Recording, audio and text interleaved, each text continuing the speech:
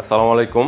যান্ত্রিক digital garage auto হাইব Uttara থেকে আমি বিপ্লব। যান্ত্রিক থেকে আমরা সবসময় আপনার গাড়ি সিএনজি কনভার্ট না করে এলপিজি কনভার্ট করার ব্যাপারে উৎসাহিত করি। কেন করি জানেন? প্রথম কথা হচ্ছে অকটেনে গাড়ি চালালে যে খরচ হয়, ফুয়েল কস্ট এলপিজি কনভার্ট করলে আপ টু 50% পর্যন্ত সেভ হয়। দ্বিতীয়ত হচ্ছে অনেকে সিএনজি করেন, এলপিজি এবং সিএনজির মধ্যে বেশ কিছু পার্থক্য রয়েছে। যেমন সিএনজির যে সিলিন্ডারটি সেটির ওয়েট অনেক বেশি এবং সেটি আপনার গাড়ির সাসপেনশনের যে পরিমাণ ক্ষতি করে, এলপিজির সিলিন্ডার তার চেয়ে অনেক লাইট ওয়েট, যে কারণে সাসপেনশন সিস্টেমের ক্ষতি কম হয়। তারপর সিএনজি আপনারা হয়তো খেয়াল করেছেন, সিএনজি প্রায়ই ব্লাস্ট হয় এবং বিভিন্ন জায়গায় মৃত্যু হয়েছে, অনেকের জীবন নাশ হয়েছে। তো এলপিজি কনভার্ট করলে এটি লিকুইড আকারে থাকে বলে এটি ব্লাস্ট হওয়ার চান্সেস অনেক কম থাকে। তৃতীয়ত হচ্ছে সিএনজি ড্রাই করে ফেলে ইঞ্জিনকে। আমাদের যে গ্যাস রয়েছে, কম্প্রেসড গ্যাস ইঞ্জিনকে ড্রাই করে ইঞ্জিনের ক্ষতি হয়। এলপিজি ইঞ্জিনকে ড্রাই করে, এটা অনেকটাই তেলের মতো চলে, যে কারণে ইঞ্জিনটি ভালো থাকে।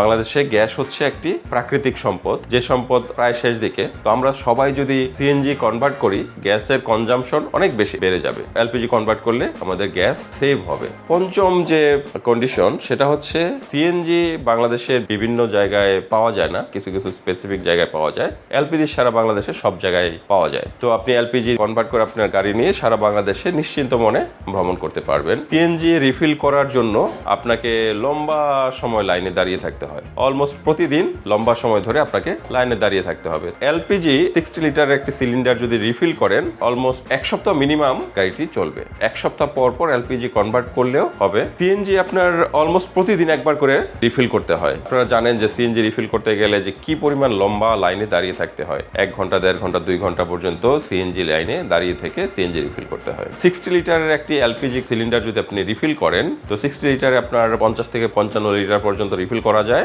300 থেকে 350 কিলোমিটার চালানো যায়। এলপিজি কনভার্ট করলে আপনার অনেক সময় বাঁচবে। এবার আসি, এলপিজি কনভার্ট করবেন ঠিক আছে, যান্ত্রিক থেকে কেন এলপিজি কনভার্ট করবেন? যান্ত্রিক আমরা কি দিচ্ছি? তো প্রথমত হচ্ছে যান্ত্রিক আমাদের একটি দক্ষ টেকনিশিয়ান টিম বিল করেছি, যারা আপনার এলপিজি কনভার্ট করে দিবে খুব দক্ষতার সাথে। দ্বিতীয়ত হচ্ছে যান্ত্রিক কমিটেড, আর যে কমিটমেন্ট করে সে কমিটমেন্ট রাখে, যে কারণে আমরা ইটালিয়ান কিট বলে চাইনিজ কিট দেই না, গ্যাস ইটালির কিট দিচ্ছি। শুধু তাই না, অনেকে ব্ল্যান্ডেড কিট দেয়, মানে হচ্ছে যে কিট আপনাকে বলবে ইটালিয়ান, কিন্তু সেইখানে অনেক প্রোডাক্ট থাকবে, ছোট ছোট অনেক প্রোডাক্ট থাকবে চাইনিজ, যেটা আমরা করি না। আর সিলিন্ডার আমরা GMI Bangladesh made Turkish technology সেই সিলিন্ডারগুলি দিচ্ছি।